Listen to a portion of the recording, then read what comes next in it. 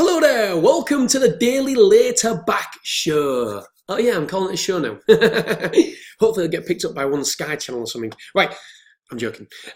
It definitely will. Okay, so today I'm doing something a little bit different. I'm going for a horse front run last time out as a later back.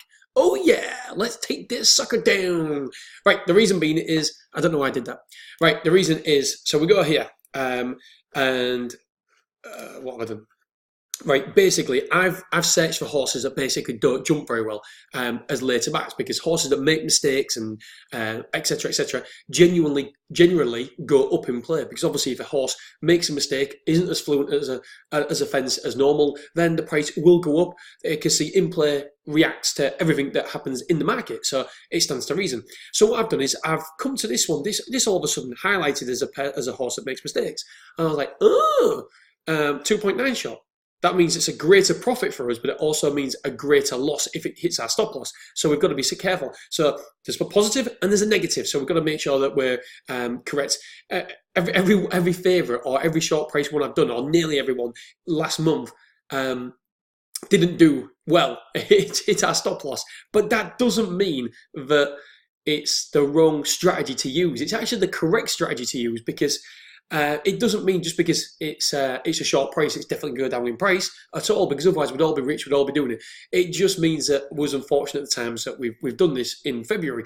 As you know, February is a very, very profitable month. We actually gain money doing our later backs, and so hopefully I'm going to do it all the way through March as well, because I know how much you guys have enjoyed it as well. All the feedback I get has been amazing. So I'm going to continue doing it. If it helps you guys and you guys benefit from it, then awesome. I enjoy doing it as well. So let's carry on the roadshow. Don't forget, this membership is open now. All you've got to do is just go here. The membership will be closing in 1 day, 14 hours. I think that's right. I don't know. Yeah, it is. Yeah, it's 14 hours. Yeah, so it's correct. Midnight on Sunday. But one, I've sent an email out to the waiting list today, and it basically says, do you think this software, because there are loads of people on the fence, we've had an amazing response, over 100 people have signed up, so thank you very much. Do you think this software is going to be beneficial to you? And if it is, take the leap of faith, Betty Nation. Obviously I'm going to say this because I'm biased, because I developed it and, I designed it, but I think it's amazing. I think it's an amazing bit of kit. Sorry about my nose, by the way. I've still got a blamming cold. Right. Anyway, let's get on to this horse. Don't forget, by the way, listen to the podcast. We've got another later back on the podcast, as well as this one. And we've also got, another email coming through. Woohoo, 122. We've also got, my aim, by the way, was anything between 100 and 150. I never thought we'd get there this day because loads and loads of people joined last minute. You all joined last minute. We had record numbers last time we opened on the Sunday. So if that happens again, there'll be over 50 people joining on the Sunday, which will be amazing. Because obviously the deadline people, it makes people react to it and do something about it because people know it's closing. So yeah, hopefully over 150, that'll be absolutely amazing. Right. On to this, I can't remember what I was saying. Oh yeah, listen to the podcast. We've got a back to late in the 3 o'clock race at Doncaster, and we've also got another later back on the evening, as well as this one as well. Right, so Jets. This one came up as pinpointed as a horse that has issues with jumping. Has previously had issues with jumping. Let's just have a look.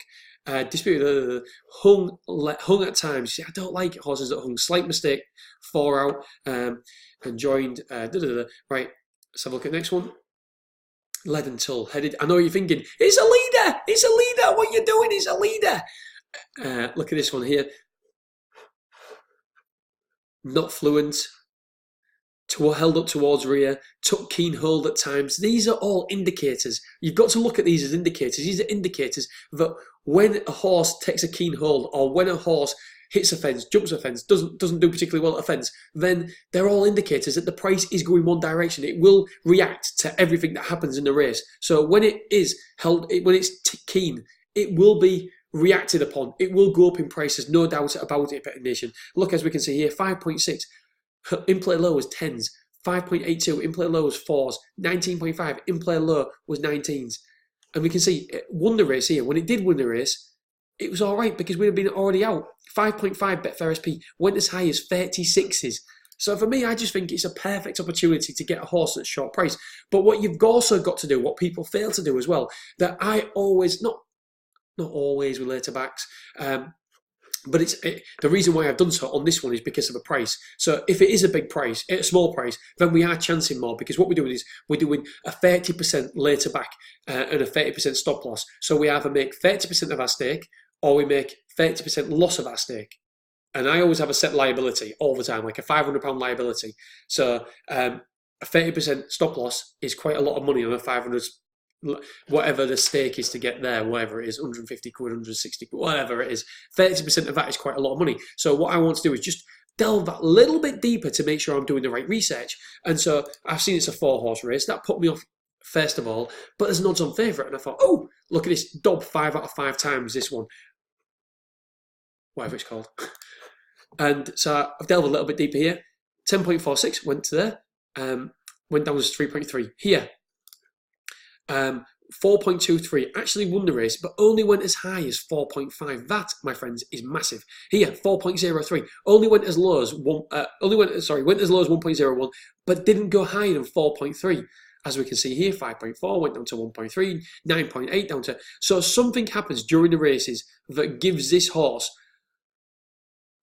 a positive effect in the market, in play. Look at this one, 2.61 to 1.36. That is a massive move. That's a 94 tick movement, 45 down to. You get the point. This horse is brilliant in play. I'm not saying we should back to late because it's a bit short price, but what happens here is this horse price will be, with pressure on this price in play, because as we can see, it travels well, jumps well, it's a nice horse, and so there'll be pressure on that horse. And what happens? The yin and the yang. If there's pressure on that one, there's got to be pressure on our jets going out as well.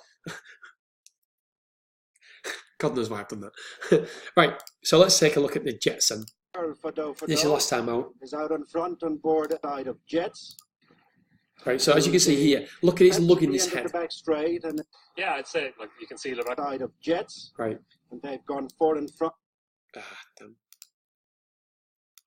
Right, here we go. Look at it. Just that little movement. That's nothing to worry about there, but it's an indicator of what's going to happen later. Look at the horse here. It's just, I don't like that. I don't like a horse cocking his head. Don't get me wrong. I'm no expert in race riding or anything like that. It's just me personally, what I've seen over the years. Jump back one, absolutely fine.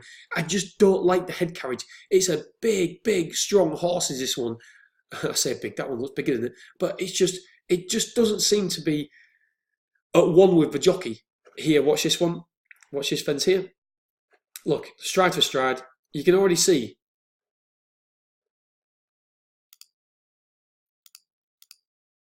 Right, I want to show you. Stride for stride now. Okay? But you'll see as the fence is coming, the stride is shortening because of the horse. If the horse doesn't feel confident, the jockey don't feel confident asking the horse, so the horse is naturally slowing up into the fence. When a horse is naturally slowing up into the fence, look, stride for stride now. Stride for stride. The fence is coming, realises that jockey's taking the tug a little bit, and there's half a length difference now. And now there's a length and a half difference. So them little things make a massive difference. Now that price, I can promise you, 1,000,000%, that price would have gone out on that horse just because of that. Just because of that little thing. The horse's stride shortens when coming to a fence, and that is like, it's looking everywhere. Look, slow jumper, pedestrian. And when that happens, the price, I mean, look, there's 4 lengths between them now. It was level on terms not so long ago, 2 fences back. It's because the horse doesn't feel confident, the jockey doesn't feel confident with the horse jumping. And it's a safe jump, but it's not economical. And that is a big factor, because if it's not economical, then it will be affecting the price. You see, and these haven't even been mistakes either. But it's just slowly, cocking his head. Fine jump, but still, look at the distance. He's cocking his head, takes the stride shortened to the fence, and this is the early part of a race. And I can promise you right now, this price of this horse will be less than it was coming into the first fence now. It'll be higher. Right, Betting Nation, hopefully that all makes sense to you. As you can see, I absolutely love race riding, and there'll be some experts out there like, what are you talking about, you load of rubbish?